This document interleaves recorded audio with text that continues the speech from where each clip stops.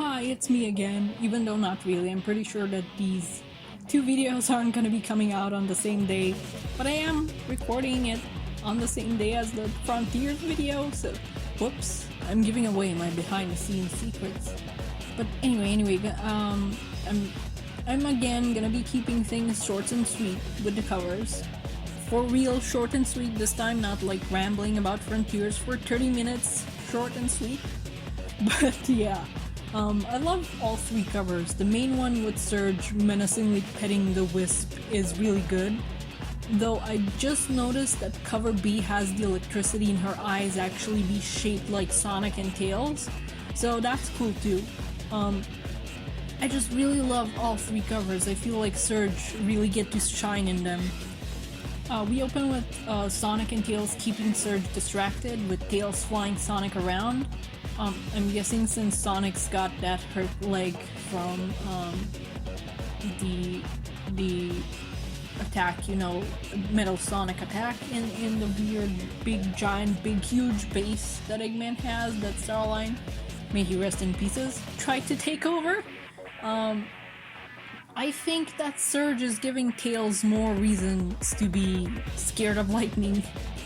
Whisper pops in with a whistle to get Sonic's attention and sends the Cyan Laser Wisp to him.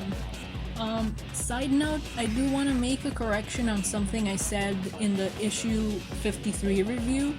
The Cyan Laser Wisp isn't Whisper's original Wisp partner. Her original Wisp partner is the orange Rocket Wisp. I don't know why I always mix that up. I think that the Laser Wisp just makes me think of a wisp that gets used by a sniper more than the rocket one. The rocket one just makes me think of rocket launchers more. But yeah, thank you guys for the correction. That's a correction I got in the comments, and I wouldn't have actually remembered that on my own because again, I mix them up on all the time. Yeah, the plan works and Sonic uses the laser color power to hit Surge. It's so cool to see him use the colors powers in like comic form. Those first couple of images of him actually absorbing it just before he takes off are awesome looking. After using the cube color power to defend herself, Surge catches Sonic mid-laser powered spin dash and takes the cyan laser out for herself. Continuing the latest trend of things happening to Sonic twice this year, I'd also have 2 nickels if I had a nickel for every time that Sonic got caught by an enemy's bare hands while in a powered up spin dash form. Does Surge look like she needs your power, Sonic? Yes, she does actually. That's why she's doing this. Sonic briefly tries to get through to Surge, but she doesn't care. She doesn't care that that wisps are feeling creatures. After all, she's the same, and she still had somebody like Starline experiment on her and erase her mind over and over again. She just wants everybody else to feel the hurt she's felt. Tails has a plan though, so Sonic zooms off mid-Surge's monologue. Tails has instructed Sonic to come over to like an electric appliances and tool store. You know, like one of those stores that have handyman tools and stuff. He tells Sonic to hold Surge off and then come meet him and in the tools and appliances section of the store. Sonic accepts, although he's not looking too happy about it since he'll have to hold her off with no wisps and with his injured legs. And Surge then busts in with laser eyes. She has laser eyes now. Get frickin' bucketed, idiot. I'm joking. I love her. I just couldn't resist. She fell on her face before this because of some bolts on the floor and is extremely embarrassed by that. Like, obviously falling on your face isn't the cool villain thing to do. When that happened, Sonic kinda slowly ran off looking nervous, so that's fun too. It's fun seeing Sonic not be fully cool and confident when facing down a bad guy. Sonic goes down to the appliances section like Tails told him. Tails has got a bunch of appliances all hooked up together and then uses power cables to clamp down on the spikes from the dynamo cage, which starts draining Surge of her power, and it's all going to these other appliances.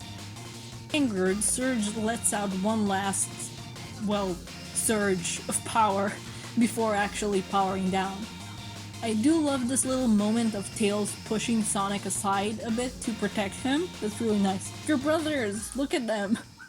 They move in to get the dynamo cage off her before she comes to, but Sonic's leg starts hurting again, so Tails moves in to do it instead. And here's the moment I was worried over last issue. Kid has arrived on the scene, and he sees not only that Surge is alive, but that Sonic and Tails have hurt her.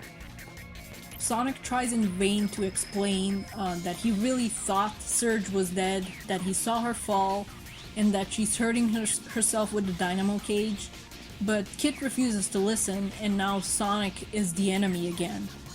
Complete with this assumption that he wanted to kill Surge and finish things off from last time. Kit tries to attack Sonic, but Tails protects him.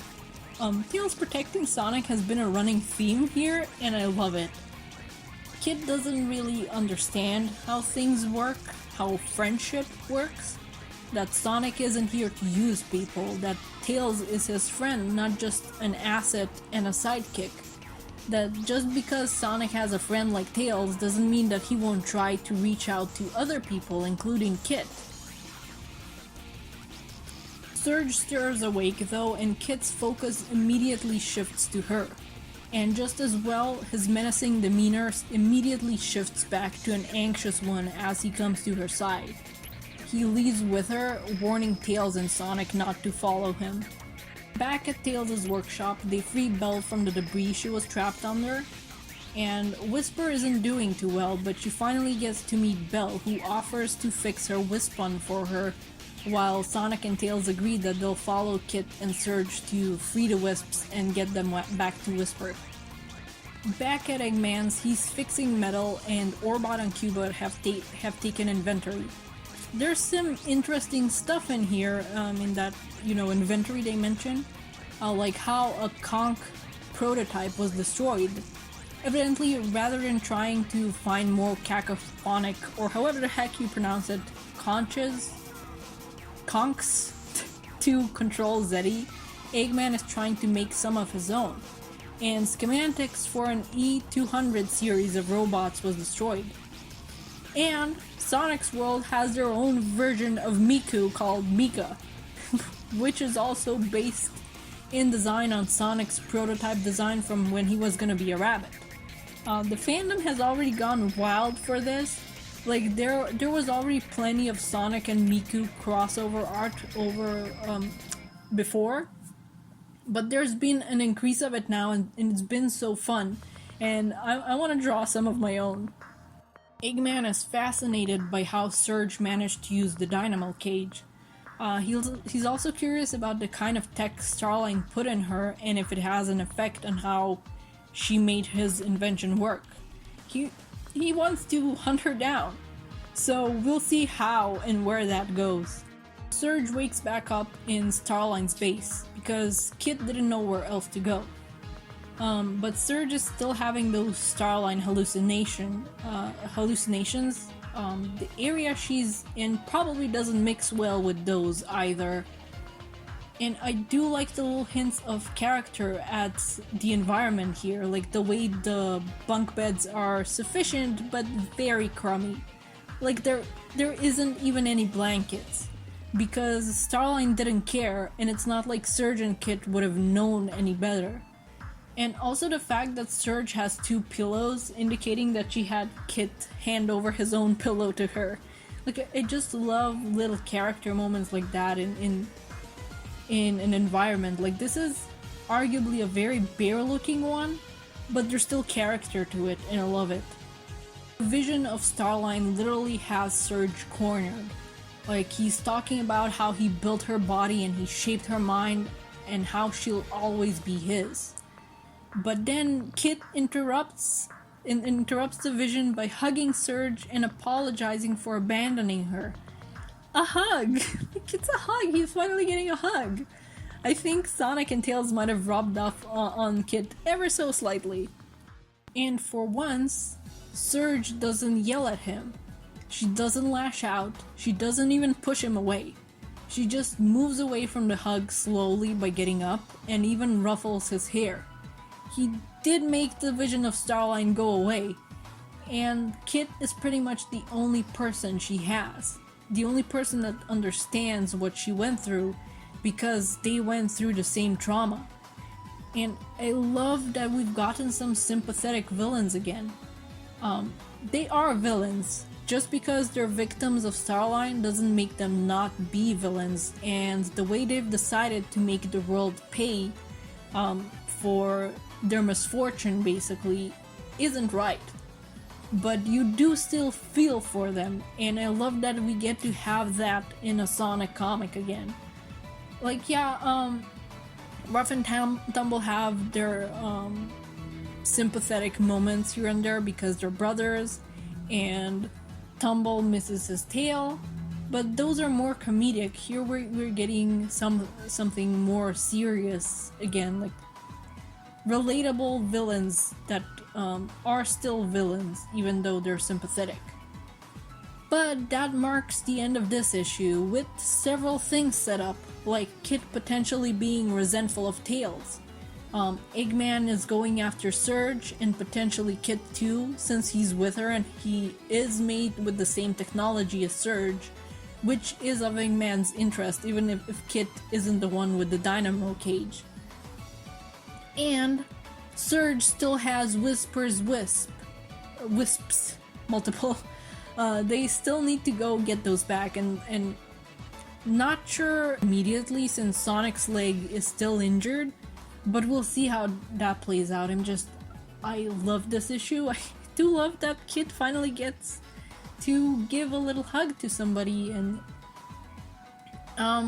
he did experience kindness, but now he thinks that they were just using him, and he's back with Surge, so I'm happy with that. I don't really want them to join the line of redeemed villains, even though they are sympathetic. I do want them to keep causing trouble for the heroes, and it looks that that's gonna be the case, and I think that Ian Flynn has mentioned that he's not really up for redeeming more villains and for just having more villains in the book. So this is exciting. I want to see where this goes. How are they gonna get the Wisps back? Does Kit feel resentment for the relationship that Tails and Sonic has? Or does he not care but does feel resentment for Tails? Because I mean, he is his clone maybe? So we'll see. I'm just excited to see more of these characters and more of this awesome art. But yeah, those are my rambles, and see you when I see ya. Bye bye!